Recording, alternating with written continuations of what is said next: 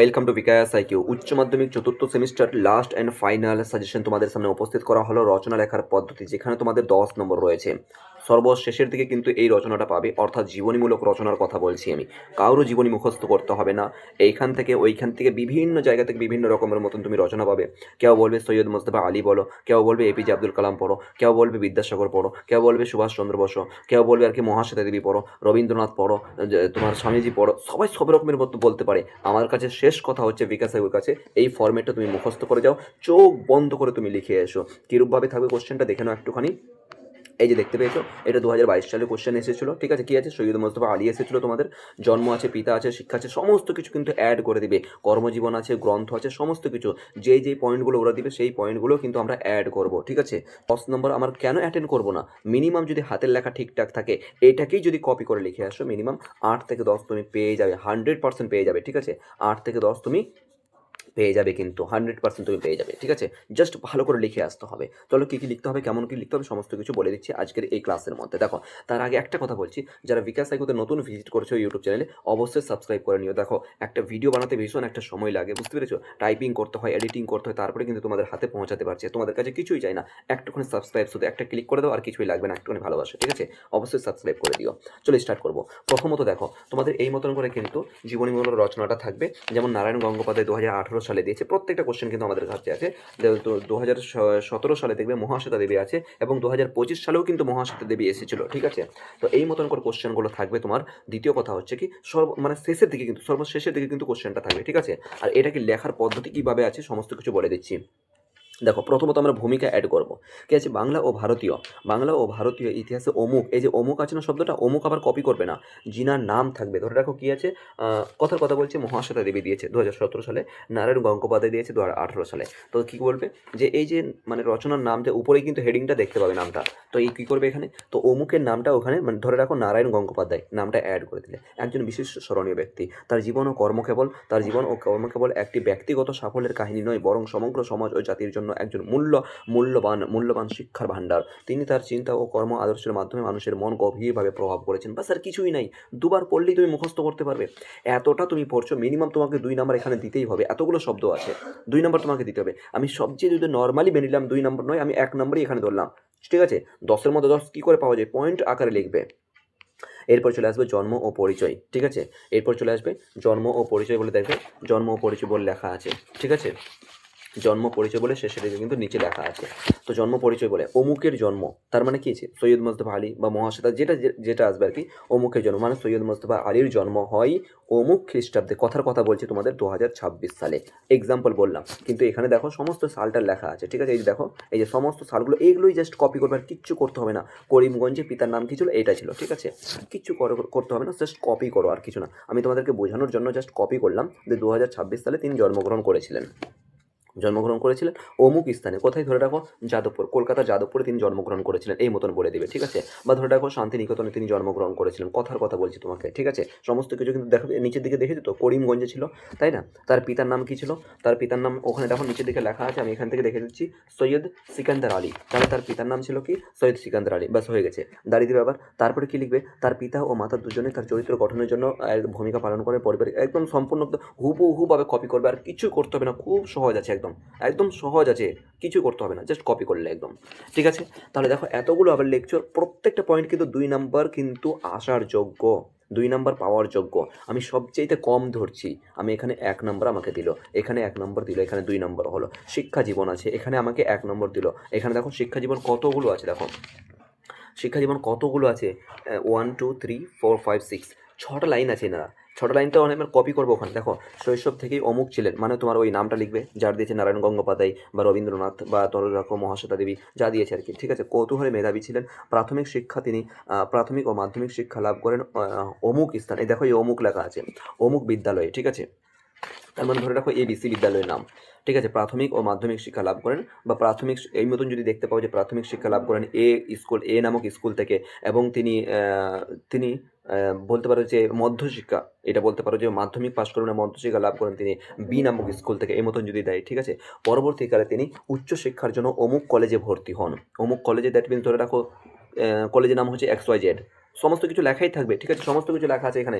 এখানে দেখো আলিগড় মুসলিম বিশ্ববিদ্যালয় থেকে তিনি করেছেন, স্নাতকোত্তর করেছেন, ঠিক আছে। তারপরে বন বিশ্ববিদ্যালয়ে তিনি গবেষণা করেছেন, সমস্ত কিছু এখানে লেখা আছে, ঠিক আছে। প্রত্যেকের ক্ষেত্রে কিন্তু দেখো, মহাশ্বেতা দেবীর ক্ষেত্রে যদি বলি, শিক্ষা জীবন দেখো, রাজশাহী স্কুল থেকে স্নাতকোত্তর লাভ করেন, ঠিক আছে, রবীন্দ্রনাথের সান্নিধ্য লাভ করেন, মেট্রিক্স পাস করেন, এরপরে তোমার এমএ পাস করেন ইংরেজিতে। সমস্ত কিছু কিন্তু লেখা থাকবে, জাস্ট ওটাকেই কপি করবে শুধুমাত্র, আর কিচ্ছু করতে হবে না, ঠিক আছে। এরপরে কিন্তু বিশ্ববিদ্যালয়ে অধ্যয়ন করেন, ঠিক আছে, অধ্যয়ন করেন এবং অধ্যাবসায়ের প্রতিবার এই মতন করে প্রত্যেকটা কিন্তু এখান থেকে দেখো কতগুলো আছে, 3-4টা করে লাইন তো ওনারাই লিখে দিচ্ছেন, এটাকে জাস্ট আরও আমরা অ্যাড করছি। এখানে 100% 2 নম্বর, এত বড় পয়েন্ট হবে, ঠিক আছে, এত নম্বর প্যারা হবে, 2 নম্বর কিন্তু এখানে পাবোই। আমি কথার কথা মানলাম, ঠিক আছে, এখানে 2 নম্বর আমি মানছি না, 1 নম্বরই মানছি আমি। সবচেয়ে লো লেভেলের যদি হাতে লেখা থাকে তাও কিন্তু 1 নম্বর দিতেই হবে, তাহলে এখানে 1 নম্বর হয়ে গেল। এরপর চলে আসবে কর্মজীবন। শিক্ষা সমাপ্তির পর অমুক, মানে ওই যে রচনাটা দিবে, ঠিক আছে, তার কর্মজীবন শুরু করে, তিনি ছিলেন উন্নতির শিখরে, এই মতন এগুলো সমস্ত কিছু আমরা লিখবো। এরপরে দেখো কর্মজীবনের ক্ষেত্রে কোথায় কী করেছে, কর্মজীবন কি, পদ্মপুকুর ইনস্টিটিউটে শিক্ষানত, মহাশ্বেতা দেবীর কথা বলছি, হ্যাঁ, পদ্মপুকুর ইনস্টিটিউশনের মানে শিক্ষকতা করেন। পোস্ট পোস্ট অ্যান্ড টেলিগ্রাফের অপারেশন ডিভিশনে তিনি ক্লার্কও ছিলেন। তারপর কি আছে, রমেশ মিত্র বালিকা বিদ্যালয় এবং জ্যোতিষ রায় কলেজে শিক্ষা করেন। এগুলো সমস্ত কিছু কিন্তু কর্মজীবন আমরা দেখে দেখে আমরা অ্যাড করবো, প্রত্যেকটা কিন্তু দেখবে কর্মজীবন বলে একটা পয়েন্ট থাকবেই তো থাকবেই। এগুলো সমস্ত কিছু লেখার পরে কিন্তু কর্মজীবন শব্দটাকে অ্যাড করে দেবো, ওদেরকে দেখে দেখে কপি করবার কিছুই নেই, কোনো কিছু মুখস্থ করতে হবে না। এত বড় একটা পয়েন্ট লিখলাম, এখানে কিন্তু 2 নাম্বার দেবে, তা সত্ত্বেও আমি এখানে 1 নম্বরই ধরছি, ঠিক আছে। তা সত্ত্বেও আমি সবচেয়ে যদি লো লেভেলের তোমার হাতের লেখা থাকে, খারাপ হাতের লেখা থাকে, তা সত্ত্বেও কিন্তু তুমি এখানে 1 নম্বর পাবেই হবে। এবার সাহিত্যের প্রতি কৃতিত্ব বা সাহিত্যের অবদান বা সাহিত্যের এরকম পয়েন্টে থাকবে, দেখুন, সাহিত্যের প্রতি অবদান বা সাহিত্য কৃতিত্ব এই মতন শব্দগুলো থাকবে, তো সাহিত্য কৃতিত্ব বলে পয়েন্ট করবে। অমুকের সাহিত্যকর্ম, অমুকের মানে যেটা দিবে পরীক্ষাতে, ঠিক আছে, ও সমাজসেবামূলক কাজ তার অমর করে রেখেছেন, তাকে অমর করে রেখেছেন, তার রচনা ও চিন্তা ভাবনার মতবাদ ও এই মতন সমস্ত কিছু আমরা কিন্তু লিখবো এইটুকু। এরপর কি দেখবো, সাহিত্য কৃতিত্ব কিন্তু এখানে লেখা আছে, এখানে কি আছে, নারায়ণ গঙ্গোপাধ্যায় নিলাম, ঠিক আছে, প্রত্যেকটা ক্ষেত্রে কিন্তু লিখবে, পয়েন্ট আকার লেখা আছে আর কি। উপনিবেশ উপনিবেশ শিলালিপি পত্রে সমস্ত কিছু আর কি, যা যা লিখেছেন তার যা সাহিত্যের প্রতি অবদান রয়েছে সমস্ত কিছু কিন্তু আমরা লিখবো, দেখে দেখে কপি করবো, কিচ্ছু করে মুখস্থ করার কিচ্ছু দরকার নেই, কিছু মুখস্থ, জাস্ট এই ফর্মেটটা মুখস্থ করে একবার পড়লেই কিন্তু হয়ে যাবে। এরপর দেখো পুরস্কার ও সম্মান, পুরস্কার ও সম্মানের ক্ষেত্রে দেখো এখানে এখানে প্রত্যেকটা ক্ষেত্রে কিন্তু লেখা আছে, এটা কি লিখছি, মহাশ্বেতা দেবী দেখছি আর কি। পুরস্কার কি আছে, ম্যাগনি তোমার ম্যাগসাই, কি আছে, ম্যাগসাই সাহিত্য একাডেমি, জ্ঞানপীঠ, দেশিকত্ব, পদ্মশ্রী ইত্যাদি পুরস্কার তিনি পান। এবার তাহলে কি, অমুকের অসম্মান, মানে মহাশ্বেতা দেবী অসামান্য কৃতিত্বের জন্য বা অসামান্য অবদানের জন্য স্বীকৃতি স্বরূপ তিনি বিভিন্ন সময়ে বহু পুরস্কারে তিনি পুরস্কৃত হয়েছেন, এই মতন করে বলবে, বহু পুরস্কারে তিনি পুরস্কৃত হয়েছেন, ভূষিত হয়েছেন, এই সম্মানগুলি তার কর্মজীবন ক্ষেত্রে। আচ্ছা, এবার দেখো এইখানে কিন্তু আমরা অ্যাড করবো এখানে, ঠিক আছে, এখানে তোমরা অ্যাড করবে, মানে এখানে আমি এখানে এই জন্য লাগালাম যেখানে আমরা নতুন লাইন লিখবো, কোনখানে, যেমন দেখছি যে সাহিত্য একাডেমি, জ্ঞানপীঠ, ঠিক আছে, পদ্মশ্রী ইত্যাদি পুরস্কারে তিনি ভূষিত হয়েছেন বা ইত্যাদি পুরস্কারে তিনি পুরস্কৃত হয়েছিলেন। এই সম্মানগুলি এই সম্মানগুলি তার কর্মের গুরুত্ব ও প্রভাব এই মতন করে লিখবে, বাস কপি করবে, তোমাকে কিচ্ছু করতে হবে না, 100% তোমাকে এখানে 1 নম্বর দেবে। আমি সবচেয়ে নর্মাল চলছি, কিন্তু প্রত্যেকটা পয়েন্ট থেকে যে কোনো অবস্থায় ওনাকে 2 নম্বর দিতেই হবে কোশ্চেন, এই মানে যিনি খাতা চেক করবেন। ডান হয়ে গেছে। এরপর চলবো কি আমরা, মৃত্যু। দেখো মৃত্যু বলে আমরা পয়েন্ট করব, ঠিক আছে, মৃত্যু বলে অমুক, মানে যেটা আর কি নাম দিবে, অমুক খ্রিস্টাব্দে পরলোক গমন করেন। তারপরে দেখো এখানে কথার কথা, দেখো এখানে যেমন সৈয়দ মোস্তফা আলী, দেখো মৃত্যু বলে কোনো অপশনই নেই, কোনো পয়েন্ট দেয়নি আর কি, কোনো পয়েন্ট নেই, তাহলে কি করবো, মৃত্যুটা আমরা জানি না, কিচ্ছু করতে হবে না। এইখানে দেখো ভালো করে 1904 থেকে 1974 এখানেই লিখে দিয়েছেন, এটাকেই আমরা কপি করব, আর কিছু করব না, ঠিক আছে। এইখানে দেখো কি লিখবে তাহলে, অমুক মানে সৈয়দ মোস্তফা আলী, কথার কথা বলছি, অমুক খ্রিস্টাব্দে পরলোক গমন করেন, মানে 1974 সালে তিনি পরলোক গমন করেন। ওকে, যেমন এপিজে আব্দুল কালাম 2015 সালে, মানে ডেটটা উল্লেখ করতে হবে না, শুধু সালটা দিয়ে দাও বাস হয়ে গেল, কপি করো ওটাকে। আর যদি ডেট ওরা দিয়ে দেয়, যেমন এখানে দেখো মহাশ্বেতা দেবীর সাথে 28শে জুলাই 2016 সালে কলকাতায় তিনি মৃত্যুবরণ করেন, ঠিক আছে, 28শে জুলাই, হ্যাঁ 28শে জুলাই 2016 সালে কলকাতায় তিনি মৃত্যুবরণ করেন। এটা যেমন আর কি লেখা আছে ডেট সহ, যদি ডেট থাকে তাহলে ডেটটাকে কপি করে দাও, না তো সালটা শুধু লেখো, আর কিছু লাগবে না, ঠিক আছে।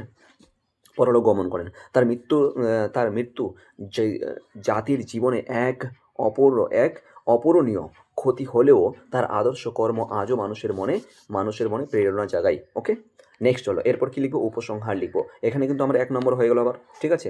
এরপর লিখবো উপসংহার।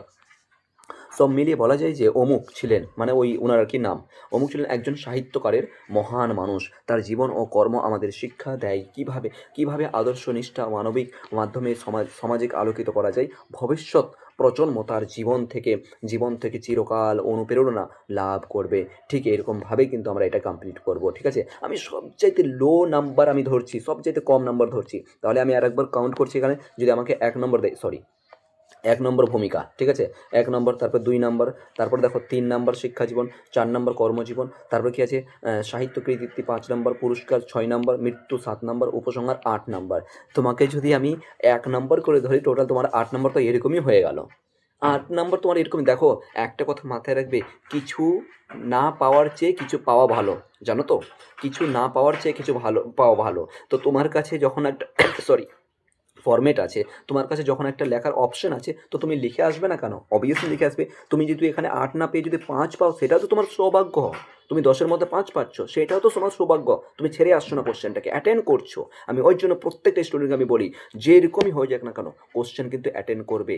মিনিমাম 2 লাইন 4 লাইন লিখবে, কমসে কম 5-এর মধ্যে 1 নাম্বার তো পাবে, 2 নাম্বার তো পাবে। কোশ্চেন কিন্তু অ্যাটেন্ড করবে, প্রত্যেকে বলেছি কিন্তু বারবার আমি। আর এগুলো পাওয়ার জন্য তোমাকে কিন্তু এই নাম্বারে হোয়াটসঅ্যাপ করতে হবে। ঠিক আছে, এই যে দেখতে পাচ্ছ নাম্বারটা আমাদের বিকাশ সাইকোতে, এই নাম্বারে তুমি হোয়াটসঅ্যাপ করবে। ঠিক আছে, অথবা দেখো তোমার এখানে এখানেও আর কি নাম্বারটা দেওয়া রয়েছে, এই নাম্বারে হোয়াটসঅ্যাপ করবে জাস্ট। ঠিক আছে, উচ্চ মাধ্যমিকের ক্ষেত্রে সমস্ত বিষয়ের ক্ষেত্রে কিন্তু তোমরা এখানে সাজেশন পেয়ে যাবে। শুধু আমি বাংলাটা নিজে থেকে পড়াই, বাংলা এবং দর্শন। ঠিক আছে, বাকি সমস্ত বিষয়ের জন্য শিক্ষাবিজ্ঞান, রাষ্ট্রবিজ্ঞান, তোমার বলো সংস্কৃত বলো, ইতিহাস বলো, দর্শন বলো, প্রত্যেকটা বিষয়ের ক্ষেত্রে ইংরেজি বলো, প্রত্যেকটা বিষয়ের ক্ষেত্রে কিন্তু আলাদা আলাদা শিক্ষক শিক্ষিকা রয়েছেন আমাদের এখানে।